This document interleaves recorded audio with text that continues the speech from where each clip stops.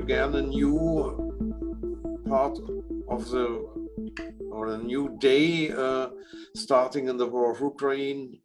Today, 4 weeks ago, this cruel war started with the attack of Russia to Ukraine.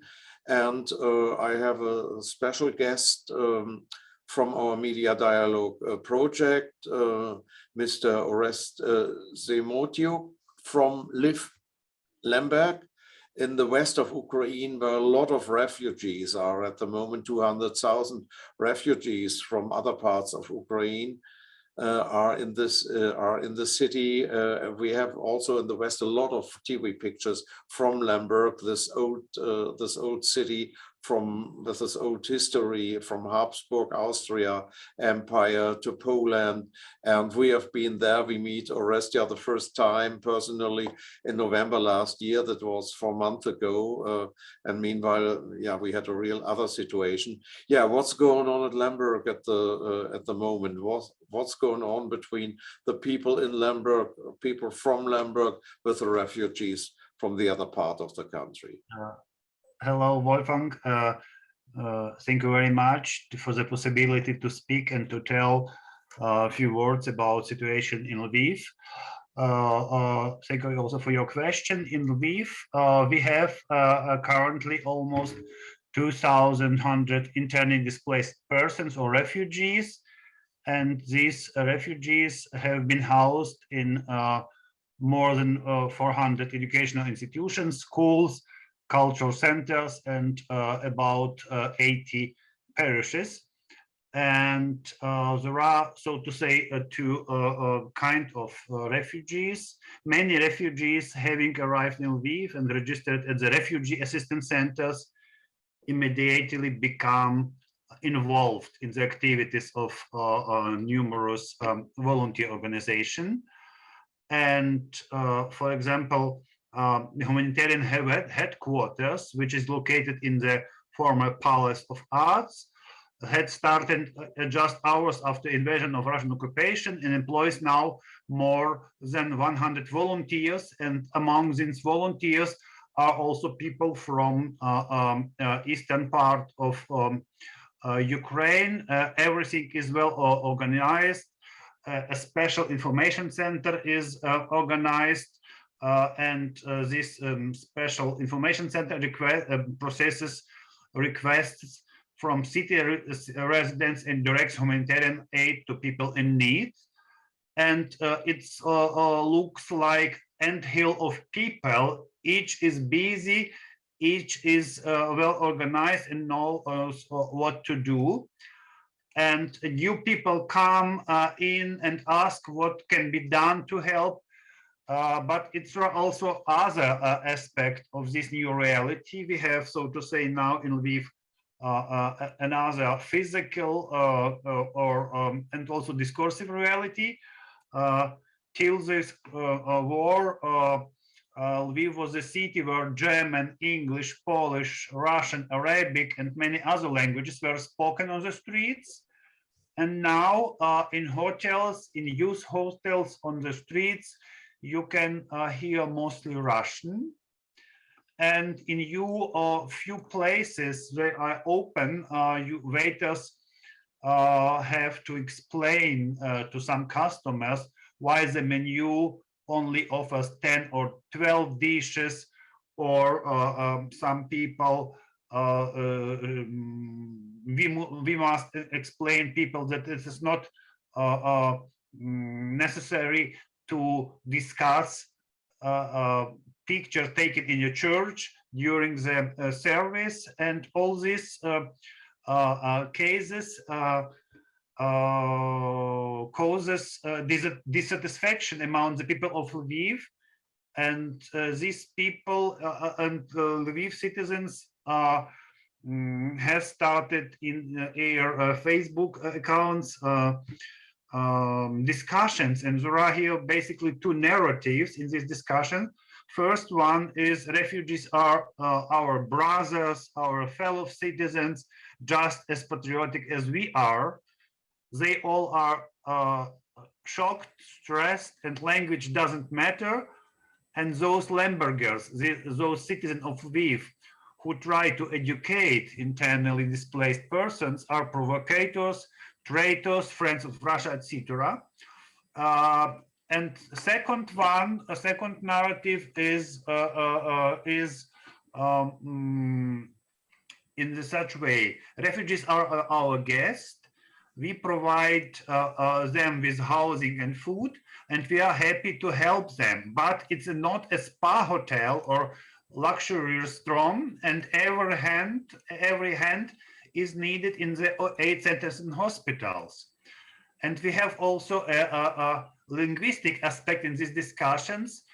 We can read or hear such one like after the Russian language comes Russian tanks, or Russian language is a language of enemy. And to my opinion, the truth is always lies somewhere in the middle.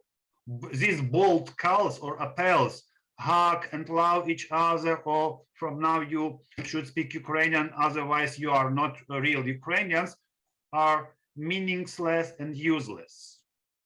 Mm. Yeah, it shows the situation in Ukraine, that this country is a growing country, a country which is working on changing processes of society since Maidan 2014, and that the society is in between. And this is, I think, also one reason that Putin-Russia tries to attack Ukraine, believing that there are too much interest in between, that there is no unity.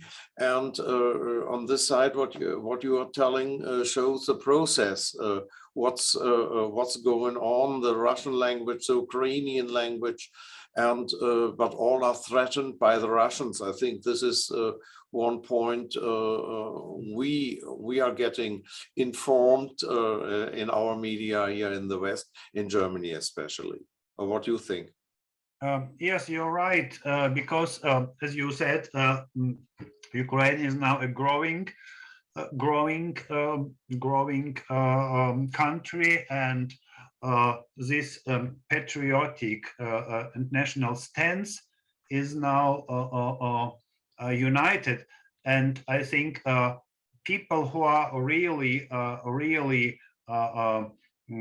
representing national and patriotic values are doing this in both ways. In Ukrainian language, they can curse Putin and all these nice words sending to him and nice wishes. And also they can curse Putin and send all these bad wishes to him in Russian sprach. When I said, language is not a problem. Problem is an attitude. Mm-hmm. And, these difficulties or the possible tensions between people in Lviv and people in from other cities are caused not by the language. Language is a secondary. Primary is an attitude. I am a refugee and you all own me this and this and this and this. And if these requests are made in Russian language, then it switches automatically to these maybe hostilities or tensions. But as I said, attitude is a primary thing. Secondary thing is the language. And these tensions are not about so much about language, but about attitude. Mm. And you told me when we talked before about new courses in Ukrainian language for refugees from the east of Ukraine, because language is an important part to understand each other. It shows on the other side also identity. Yes, it's a new initiative from our numerous NGOs. And this NGO is deals with different culture, or the dealt with before this war with different culture projects, education project, and now they offered free of charge Ukrainian language courses for refugees, for internally displaced persons, and addressed the city council of Lviv, and it started, and we were now observing how many people will attend to this course. But its language is not also not only the sign of identity, but also a sign of respect to the people and to the city which are hosting you. Mm-hmm. And on the other side, I think this the unified Ukraine is showing on the army makes a great job in Ukraine, and the army protects also the people, and the soldiers from the east and the soldiers from the west. I think they do a great job together. That's my impression from outside. It's absolutely, your impression is absolutely right. There are people from west of Ukraine defending Mariupol or Kherson or Mykolaiv or Kiev, and there are also many soldiers from these attacked by Russian attacked cities, who are now in Lviv military hospitals, and they were treated very, very carefully and very good, and with a big sympathy. And what we talked about, I think it's let's hope that Ukraine the coming out of Ukraine of this war situation will be a great one.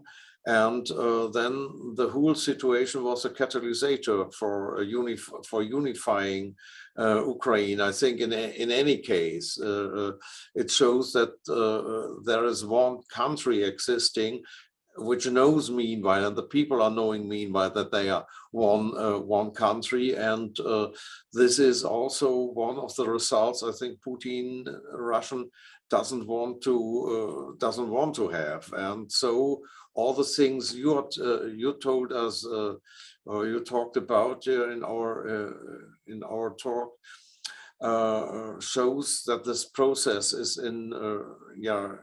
is a working process.